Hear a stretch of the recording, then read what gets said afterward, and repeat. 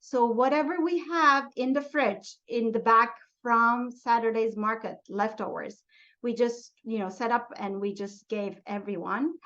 And then that's how I knew from a first-hand experience, people were crying and I was like hugging them. And they were telling me that they saw, like they were leaving and their house was on fire. So that was that close. Like so many people didn't have any notification, like nothing. Like there's a fire happening. Like we didn't receive anything. We didn't hear a fire truck. Like it was like just like no electricity. That was it. I mean, I just find this like beyond imagination.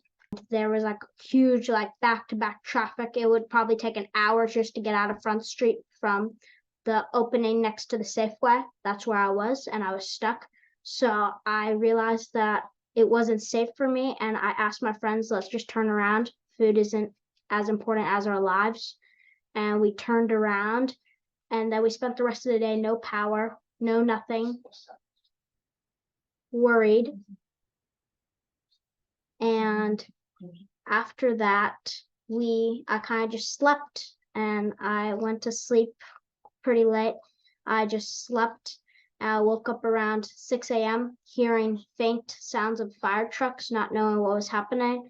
And I walked out of my home into the neighborhood asking people what's happening, and there was lines across the street of people crying and sobbing.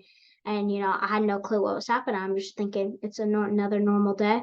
It wasn't another normal day. And there was just people lined up crying, sobbing, going a little crazy. And then there was centers for help. There was huge groups of people gathered. Everybody was trying to be a community, but it was really distressful for me and everybody to see that your island, your home is burning down and you have no warning. You're just sleeping. I mean, if the fire was behind my house, I would have died. I mean, I was just sleeping, no warning, so I would have been gone, and that's probably what happened to so many people. So it really is a pure tragedy, and it's something I would never wish upon anyone. I mean, it's a complete disaster. Very little planning from the government. We really didn't get like a warning, even though we usually get sirens tested at the beginning of the month. We didn't really get anything like that. So we're kind of just stuck with figuring out ourselves and figuring out what we wanted to do. So we literally didn't have anything for like days. And there was no government, nobody, no police, nobody coming and giving us any information. The only people are helping one another was the neighbors who have generators and offering food, and people, everything was melting anyways from the refrigerator. So everybody like shared their food and barbecued. That's it. And markets were closed right away because they can't function without electricity. So the power, once power is gone, which we realized within 24 hours, our lives that we think is like all set with like with our phones and with everything, internet and Wi-Fi, is gone.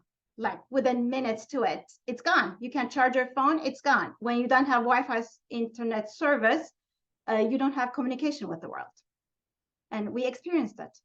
It breaks my heart that there are people on the streets, but the only saving grace is the community. I'm seeing so many great people from all of these people I've met and interacted with. Many of the people that are feeding the community right now. They are feeding the homeless. They are packaging the food. They are doing the necessities, trying to figure out housing. They're doing that on their own. They're not a government. They're not nothing. On their own, they're trying to help out the community, being selfless, putting their needs backwards and putting the community's needs forwards. And that's what we need in any government. And they're really showing that the people of Maui are really taking a step up and showing that as a community, they're actually making progress. They're feeding. People are being fed. And that is just such an amazing thing.